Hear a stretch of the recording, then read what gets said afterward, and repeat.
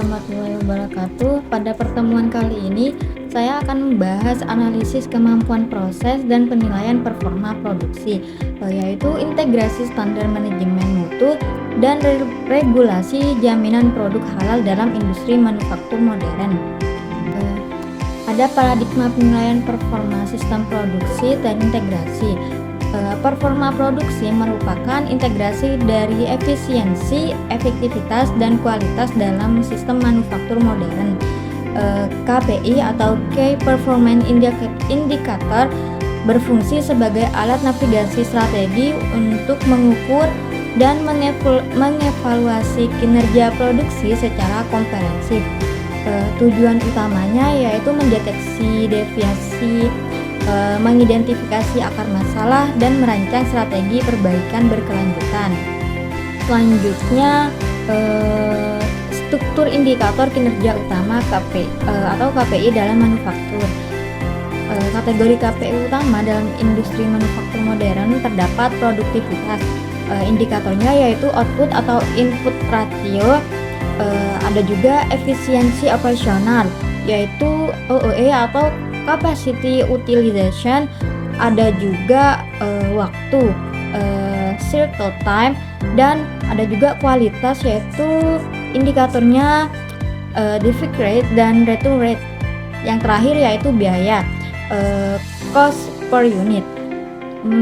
Terdapat hubungan erat antara produktivitas dan kualitas dalam pencapaian performa optimal. Selanjutnya yaitu landasan statistika analisis kemampuan proses, proses capability analysis. Proses capability analysis atau PCA merupakan metode statistik fundamental untuk mengukur kapabilitas proses produksi dalam memenuhi spesifikasi yang ditetapkan. Metode ini bertujuan untuk memastikan bahwa proses produksi berjalan secara stabil dan berada dalam kendali statistik. PCA memungkinkan identifikasi variasi proses, baik variasi umum maupun variasi khusus, sehingga manajemen dapat mengambil keputusan berbasis data untuk perbaikan berkelanjutan. Selanjutnya, konsep dasar parameter CP dan CPK. Definisi CP sendiri yaitu mengukur potensi kapabilitas proses berdasarkan variasi inherent proses terhadap batas spesifikasi. Sedangkan definisi CPK adalah mengukur kapabilitas proses aktual dengan mempertimbangkan posisi rata-rata proses terhadap batas spesifikasi. Perbedaan utamanya, CP mengasumsikan proses terpusat sempurna, sedangkan CPK memperhitungkan pergeseran rata-rata aktual. CPK juga lebih realistis untuk evaluasi kualitas. Selanjutnya, interpretasi nilai indeks kapabilitas. Nilai CPK memiliki klasifikasi tertentu.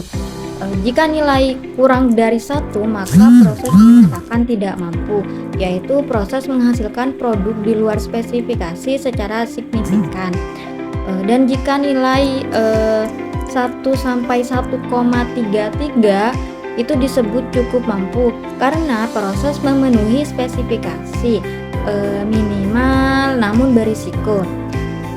Juga nilai di atas 1,33 itu dinyatakan mampu karena standar industri yang baik dengan margin keamanan.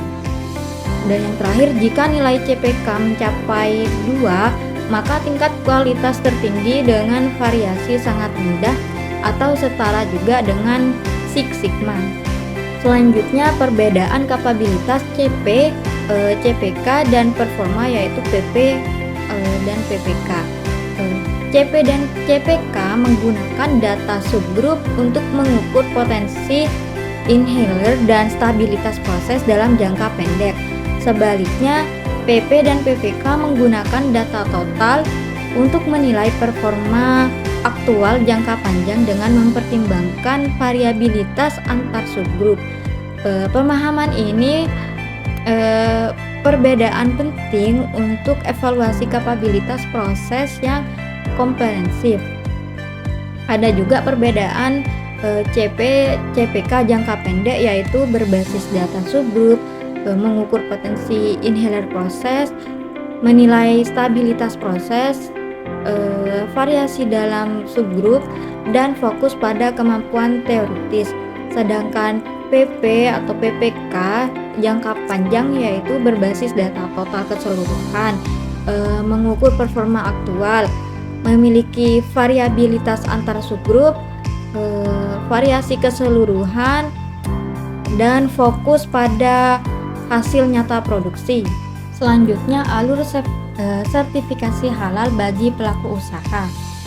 Proses sertifikasi halal meliputi beberapa tahapan penting, yaitu permohonan melalui sistem Si-Halal, verifikasi dokumen oleh BPJPH, pemeriksaan dan audit oleh LPH, penetapan fatwa oleh MUI, penerbitan sertifikat oleh BPJPH, dan skema self declare tersedia untuk UMKM.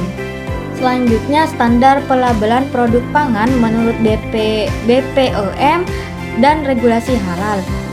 Komponen wajib label produksi pangan terdiri dari nama produk, daftar bahan dan komposisi, berat bersih atau isi bersih, nama dan alamat produsen atau importir, keterangan halal dengan logo BPJPH dan nomor registrasi, tanggal dan kode produksi, keterangan kekadaluarsaan, dan nomor izin edar MD atau ML. Mungkin itu saja yang dapat saya sampaikan. Sekian, terima kasih.